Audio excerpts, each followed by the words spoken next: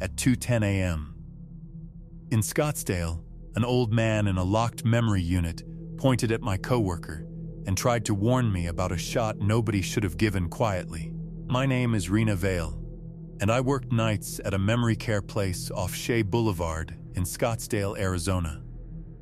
I had spent years in acute care before that. Memory care seemed slower, but quiet can make every small sound feel strange. The unit had 24 residents. Most nights were plain.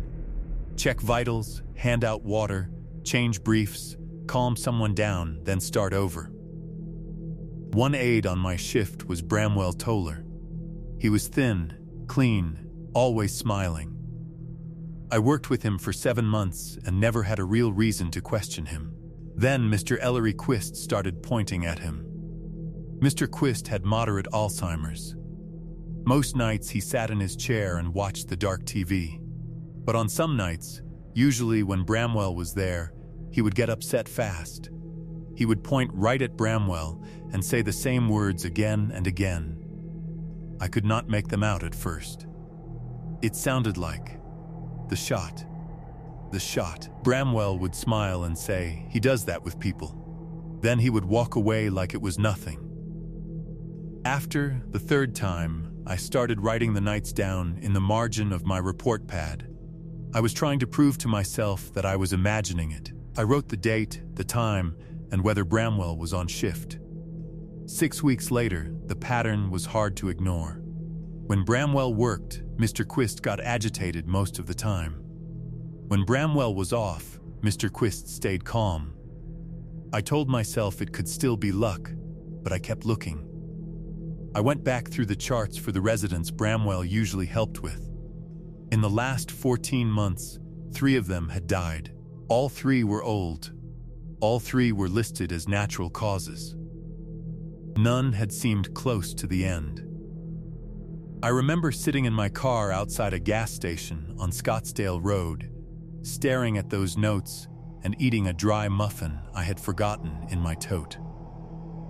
That gas station had a broken neon beer sign, and I kept staring at it like it might explain why I felt so wrong that night at all. I asked for a quiet medication review on those 3 charts. I just said I wanted to make sure the records were clean. The nurse manager looked tired and told me, "Fine, Rena, but do not make this into a whole damn thing." 2 days later, she called me into her office.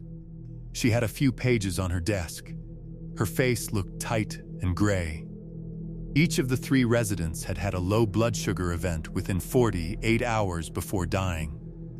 None of them were diabetic. All 3 had insulin signed out from the med cart. The signatures were wrong, but not in an obvious way. I felt sick reading it, but I still did not want to believe what it meant. I asked if the state had to be called. She said yes. Then she looked at me for a second too long and asked how I even knew to check. I lied and said it was only a feeling. The state health department came in after that. They wanted logs, badge records, waste sheets, everything. Bramwell kept showing up with coffee like he belonged there. He stood by the supply room door and smiled at me once, small and flat. 2 investigators walked past him without even looking. He looked like any tired aide in any building in America. That night I checked on Mr. Quist one more time. He was awake in bed, sitting straight up, both hands clenched in the blanket. When he saw me, he looked past my shoulder toward the hall. Bramwell was not even on shift. Mr. Quist pointed at the door, then tapped his own chest. "Shot," he said. His voice was tiny, but I heard it clear. I asked him, "Who did this, Mr. Quist?" He stared at me for a long time. Then he pointed toward the nurse's station and said, very slow, "Wrong man." After that, Bramwell stopped coming in. They said he was on leave. Then he was gone. No one gave me a real answer. The residents kept eating pudding. The hall lights kept humming.